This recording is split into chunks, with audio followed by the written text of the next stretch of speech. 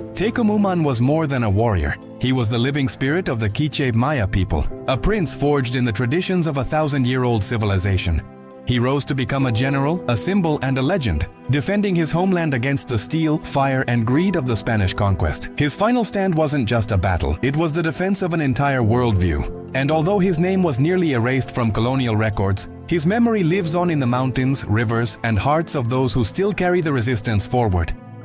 He was born in the late 1400s or early 1500s, in the highlands of what is now Guatemala, during a time when the K'icheʼ kingdom stood as one of the most powerful Maya civilizations in Mesoamerica. With their capital at Cumarcaj, the K'icheʼ ruled over vast territories through complex alliances, trade networks, and a formidable warrior class. Their society was deeply rooted in spiritual cosmology. Every leader was chosen not only for political or military skill, but also for their connection to the divine. Tecum Uman, whose name would later become synonymous with resistance, was likely raised from birth to be both a leader and a sacred protector of his people. He was trained in the art of war, diplomacy, and sacred ceremony. As a prince, he would have studied the Popol Vuh, the sacred book of the Maya, which told of cosmic twins, underworld trials, and the birth of the sun and moon. He would have learned to read the stars, interpret omens, and honor the cycles of maize and time. This was no ordinary general. Tecum Uman carried the weight of an entire cosmology on his shoulders. To him, battle was not just about territory. It was about maintaining the balance of the universe. By the time the Spanish arrived in 1524, led by Pedro de Alvarado under orders from Hernán Cortés, the K'icheʼ were already weary of foreign threats. They had watched as the Aztec Empire fell to the Spanish just 3 years earlier. Word had spread of men with thundersticks, beasts of war, and shining armor. But Tecum Uman did not cower. He prepared, he called the warriors, he invoked the gods, and he vowed that his land would not fall without a fight. Pedro de Alvarado, brutal and cunning, brought with him not just Spanish soldiers, but thousands of indigenous allies, mainly Tlaxcalans and Cholultecas, who had fought against the Aztecs and now aligned themselves with the new colonial power. Alvarado's plan was simple: crush the Maya kingdoms one by one. But he underestimated the K'icheʼ. He underestimated Tecum Uman. According to Maya tradition, Tecum Uman led an army of tens of thousands to confront Alvarado's forces in the plains near what is now Quetzaltenango.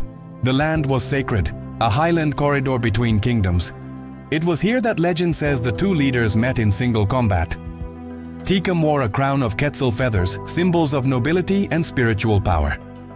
He was said to be adorned in jaguar pelts, his face painted with ancient glyphs, and his obsidian spear held like a bolt of lightning. Alvarado, on horseback and clad in steel, was unlike any enemy the K'icheʼ had faced before. In battle, Tecum Uman killed Alvarado's horse, believing it to be part of the man. He had never seen such a creature before. He believed it was one body, one soul. Once dismounted, Alvarado recovered and drove a spear or sword through Tecum's chest. According to legend, when Tecum fell, a Quetzal bird, the sacred bird of the highlands, landed on his body. When it flew away, its breast was stained red with his blood. And that is why, to this day, the Quetzal has a crimson chest and why it has become the national bird of Guatemala. This story has passed through centuries by word of mouth, painted on murals, danced during rituals, and taught to children. Whether every detail is factually accurate is beside the point. The deeper truth lies in what Tecum Uman represents. He was the embodiment of Maya resistance. His name became a rallying cry for indigenous identity, sovereignty, and spiritual resilience. After his death, the K'icheʼ kingdom quickly fell. The Spanish captured Cumarcaj and executed its remaining leaders. Churches were built atop pyramids. Sacred texts were burned. The Spanish conquest of Guatemala was brutal, stretching over decades as different Maya kingdoms resisted one by one.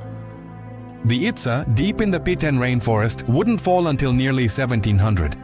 But the death of Tecum Uman marked a spiritual breaking point. The people had lost a living symbol, but they had also gained a martyr. For centuries, Tecum Uman lived in the margins of colonial history. The Spanish barely mentioned him in official chronicles, often erasing indigenous resistance entirely or twisting it into tales of savagery. But among the Maya, his name never died. His story was whispered during ceremonies, remembered during dances, and passed from grandfather to grandson, mother to daughter. He became more than a man. He became a myth, a protector spirit, a cultural ancestor whose blood was woven into the fabric of the land itself. In the 19th century, as Guatemala moved toward independence from Spain, indigenous voices began to push Tecum Uman's legacy into the national conversation.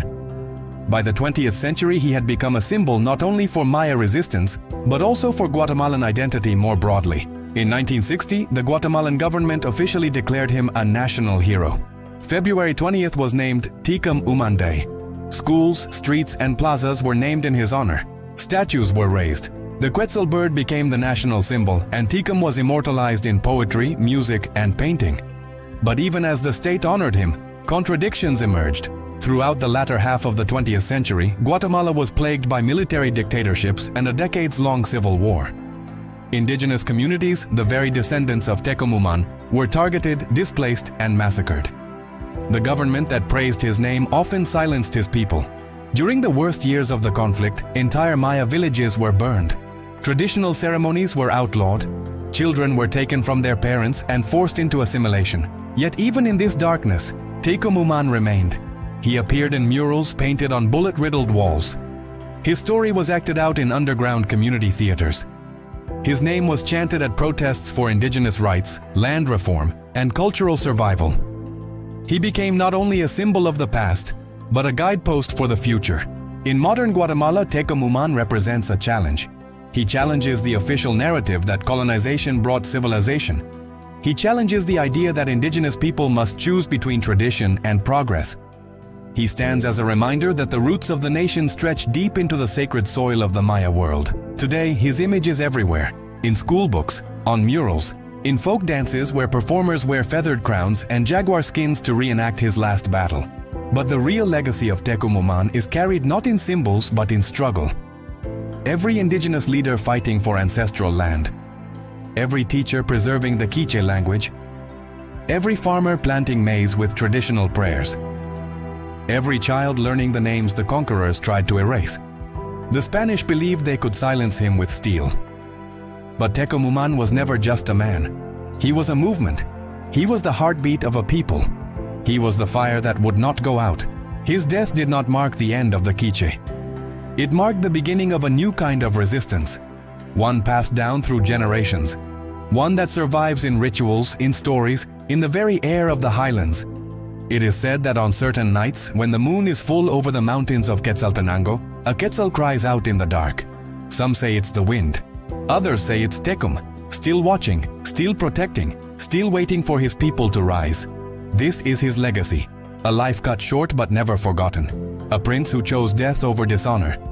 A warrior who stood against the tide of history and became the soul of a nation. Tecum Uman lives. Follow for more history they never taught us in school.